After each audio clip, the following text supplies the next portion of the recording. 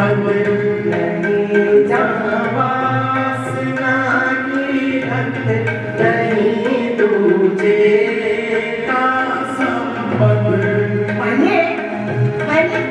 पहले ये चर्चा समझने में थोड़ा कनिष्ठ लगता है। पहले हमारा मन जो चर्चा हो रही इस चर्चा को समझ नहीं पा रहा, लेकिन समझना यही पड़ेगा। जब तक ये नहीं समझेंगे तब तक कितनी कथा सुनो, कितनी कथा कहो, कितना ही दान पुण्य कहो, कितने भी साधन जुटाओ, समझना इसी चर्चा को पड़ेगा। नारायण कभी भी समझना चाहिए। तो हमारा मन सत्संग सुने कब, कैसे? वैराग्य से। इस शरीर का संग छोड़े, शब्दों को भी न पकड़े। शब्द का सहारा है, एक लाठी है, उसके सहारे मन रुके नहीं, मन अपनी गति रखे, मन अपने स्वरूप में जाए, मन अपने इस भ्रम को मिटाए कि मैं शरीर हूँ, मेरा ये नाम है, मेरा ये गोत्र है, मेरा ये कुल है, मैं स्त्री हूँ, मैं पुरुष हूँ, मैं सन्यासी हूँ, मैं वानप्रस्थी हूँ, मैं गृहस्थ हूँ। जब तक इन बातों को हमारा मन पकड़ कर रखेगा तब तक स्वयं भगवान भी आ जाएंगे गुरु बनकर, तब भी बात बनने वाली नहीं है। वही खूंटे से बंधी हुई नौका वाली घटना घटित रहेगी। ना रहेगी तो सत्य का संग करे हमारा मन, सब संगों को, सब विचारों का संग छोड़कर। ऐसा जो सत्संग है वो कल्याणकारी सिद्ध होगा। ऐसा सत्संग में जो मन लगा है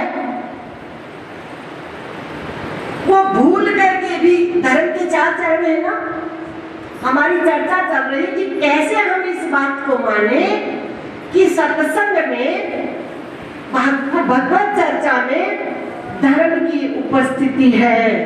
कैसे अनुभव करे हमारा मन? तो यदि हमारा मन सही मायने में सत्य का संग कर रहा है तो भूल कर भी, धर्म के चार चरण है ना, सत्य, अहिंसा, तपोदान, भूल कर भी मिथ्या भाषण करने का मन नहीं होगा। यदि हमारे मन में सत्य का संग किया हुआ है, वास्तव में हमारा मन सत्संग में, भगवत चर्चा में आया है, तो भूल कर भी मिथ्या भाषण, मिथ्या चर्चा, इधर उधर की बातें भूल कर भी अच्छी नहीं लगेगी। कहा गुरु जी का अनुभव कह रहा है, इन अलिया छलिया लोगों से, इन अलिया छलिया लोगों से, इन अलिया छलिया लोगों से गए छूट जगत के रोगों से, गए छूट जगत के रोगों से। जो मन सत्संगी हो गया उसका लक्षण क्या है? अपने मन का स्वयं ही परीक्षण करना। इन अलिया छलिया लोगों से, अलिया छलिया लोगों से गए छूट जगत के रोगों से, गए छूट जगत के रोगों से। आ गई गलानी भोगों से, आ गई गलानी भोगों से। जो अमृत रस से ढाप लिया, जो अमृत रस से ढाप लिया, जो अमृत रस से ढाप लिया। तो जो मन सत्संग में होता है स्वाभाविक है, उस मन को दाएं बाएं की चर्चा, मिथ्या भाषण बिल्कुल नहीं सुहाएगा। दूसरा अहिंसा, जब तक हमारा मन सत्संग में है, सत्य का संग किया है, सत्य की चर्चा में लगा है,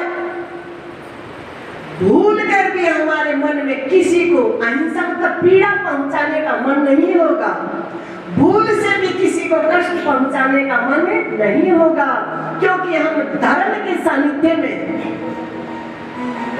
तीसरा चरण पापुर।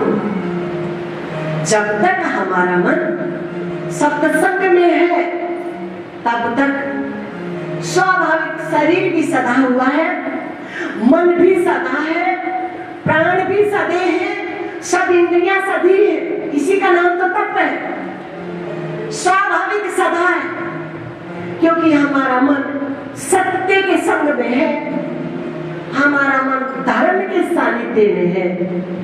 और